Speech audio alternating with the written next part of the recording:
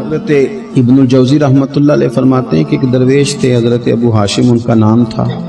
کہتے ہیں بڑی مجبوری تھی، مجھے کہیں جانا تھا تو کشتی نہیں مل رہی تھی۔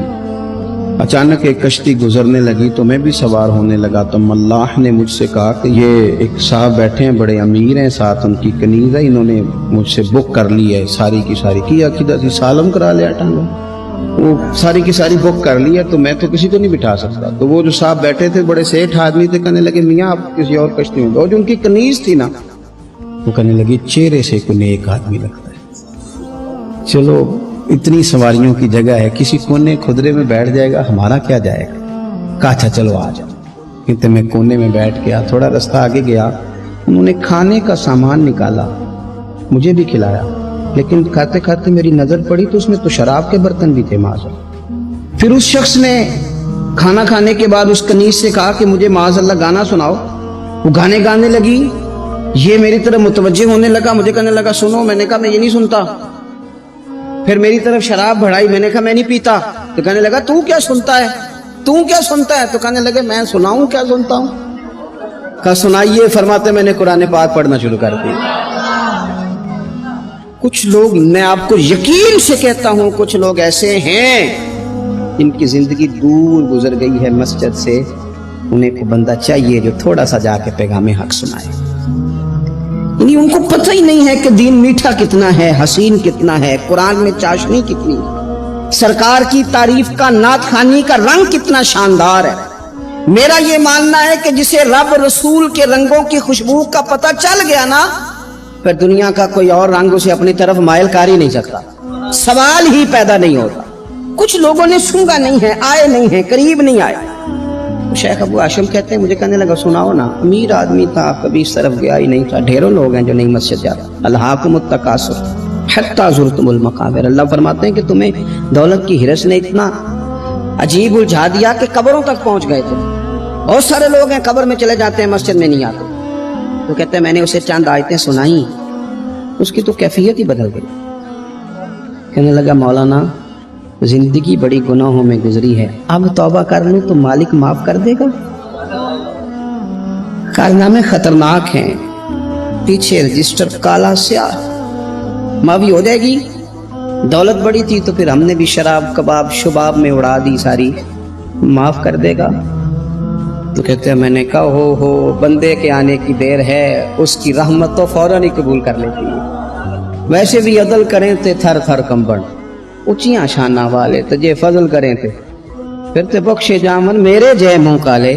کہتے اس نے اس کنیز کو آزاد کیا، دولت اللہ کی راہ میں خیرات کی، 40 سال میرے ساتھ رہا،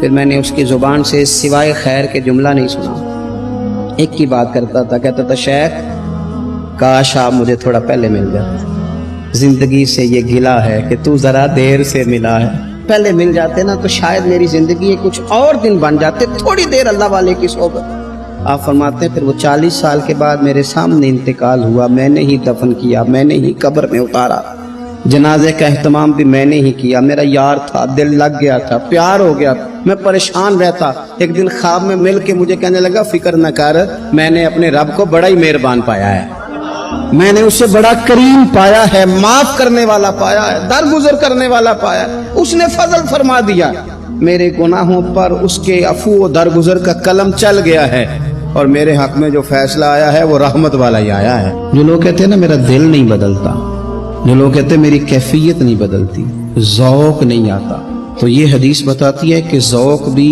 کوئی خاص صحبت میسر آئے تو پھر ہی قائم رہتا ہے۔ وہ جو محبوب علیہ السلام نے فرمایا نا کہ اللہ کا بندہ وہ ہے جسے دیکھو تو رب یاد آ جائے۔ خاص لوگ ہوتے ہیں جن کی صحبت میں بیٹھنے سے انسان کا دل اللہ سے جڑتا ہے، رسول اللہ صلی اللہ علیہ وسلم سے جڑتا ہے، دین پر عمل کرنے کو طبیعت چاہتی۔ ایسے لوگوں کی صحبت کتنی مفید ہے وہ ہمیں اس حدیث سے عکس کرنا ہے۔ حضرت حنظلہ رضی اللہ تعالیٰ عنہ اور مرکز وفا اور اس امت کے ادب اور عشق میں استاد حضرت ابو بکر صدیق رضی اللہ تعالیٰ عنہ، یہ دونوں حضور کی بارگاہ میں گئے، انداز کا اختیار کیا، کہنے لگے یا رسول اللہ صلی اللہ علیہ وسلم ہمارے دل کی تو کیفیات دو قسم کی ہیں۔ حضور جب ہم آپ کے پاس ہوتے ہیں نا، جنت اور دوزخ کا ذکر سنتے ہیں हमें यूं लगता है जन्नत और दोज़ख हमारी आंखों के सामने, दिल के अंदर फौरन जज्बात उभर आते हैं कि अब हर खैर का काम करना, अब जन्नत ही की तरफ माइल होना है। हमारी कल्बी कैफियत, हमारी बातनी कैफियत बदल जाती, नूरुन अला नूर हो जाता है सारा कुछ। लेकिन हुजूर जब हम आपकी बारगाह से उठ के घर जाते हैं, बाल बच्चों के पास जाते हैं, तो फिर वो हाल नहीं रहता। या रसूलुल्लाह सल्लल्लाहु अलैहि वसल्लम ये क्या है? तो महबूब ने क्या फरमाया? आप यकीन करें जो अहले तरीक़त और तसव्वुफ है ना, यहाँ उनकी रूहें मचल जाती हैं। हुजूर फरमाने लगे हालत एक तरह की नहीं रहती, हाँ अगर तुम्हारी वही हालत रहे जो तुम्हारी मेरे पास होती है, अगर कैफियत बातनियां वही रहे जो मेरी बारगाह में होती है, तो फरमाया तुम बिस्तरों में मौजूद हो और फरिश्ते आके तुमसे सलाम करें। तुम अभी रस्तों में हो और फरिश्ते तुमसे मुलाकात करें, अगर तुम्हारी कैफियत वो बन जाए जो यहाँ होती है, अगर तुम उसी पर जम जाओ, वही हालत हो जाए, तो फिर तो फरिश्ते गोया आए तुम्हारी ज़ियारत के लिए, तुम्हारी मुलाकात के लिए फरिश्ते आए।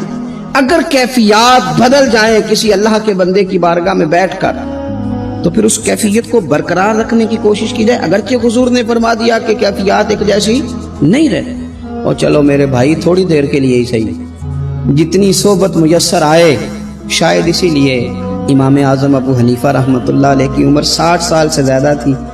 तो किसी ने पूछा हुजूर कितनी उम्र है? फरमाया उम्र है 3 साल। हजरत आप तो इल्म, अमल, रूहानियत, मारिफत के शाह सवार हैं, तो सारी दाढ़ी सफ़ेद और आप कह रहे हैं 3 साल। फरमाने लगे उम्र वही 3 साल है जो इमाम जाफर सादक की खिदमत में गुजर गई। वो कैफियत जो उनकी बारगाह में रहती थी, वो अंदाज जो उनकी बारगाह में रहता था, जो उनके पास होता था, वो फिर कहीं और मुयस्सर हर मुश्किल दी कुंजी यारो हाथ मर्दां दे आई। और मर्द नजर करे जिस वेले, ओए होए, मर्द नजर करे जिस वेले, मर्द नजर करे जिस वेले, फिर मुश्किल रहे ना काई।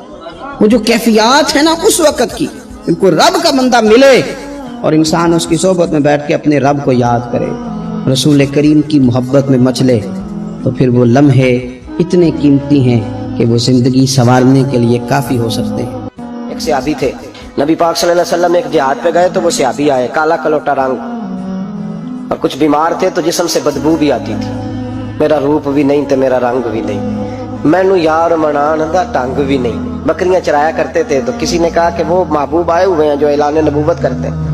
तो कहते मैं अपनी बकरियां लेके उस तरफ आ गया जहां महबूब थे। जब मैं पहुंचा तो अल्लाह के रसूल एक छोटी सी पहाड़ी थी, उस पर बैठे थे। मैं दूर खड़ा हो गया, मैंने कहा आप हैं वो जो कहते हैं मैं अल्लाह का रसूल हूँ? तो कहते महबूब ने फरमाया दूर क्यों खड़े हो, नेड़े आओ, मैं बताता हूँ मैं ही अल्लाह का रसूल हूँ। तो कहते हैं मैंने कहा नहीं, मेरे जिस्म से बदबू आती है, मुझे तो मेरे अपने पास नहीं बिठाते, पसीना आता तो बदबू निकलती है, हुजूर मैं नहीं करीब आता। कहते महबूब उठ के खड़े हुए, हुजूर कदम आगे बढ़ाते तो मैं पीछे बढ़ाता, हुजूर आगे मेरी जानिब चलते तो मैं पीछे होता। फरमाते महबूब तेज दौड़े और मेरे करीब आए तो नबी पाक अलैहिस्सलाम ने मुझे बगलगीर कर लिया। जब महबूब पाक अलैहिस्सलाम ने मुझे सीने से लगाया और काला स्याह मेरा माथा और उस पर पसीना और बदबू, कहते महबूब ने जब मेरे माथे पर बोसा दिया तो मेरा चेहरा बड़ा काला था, पर मेरा दिल सारा नूर से मामूर हो गया और मेरे अंदर से आवाज आने लगी ये झूठे नहीं, ये अल्लाह के सच्चे रसूल है।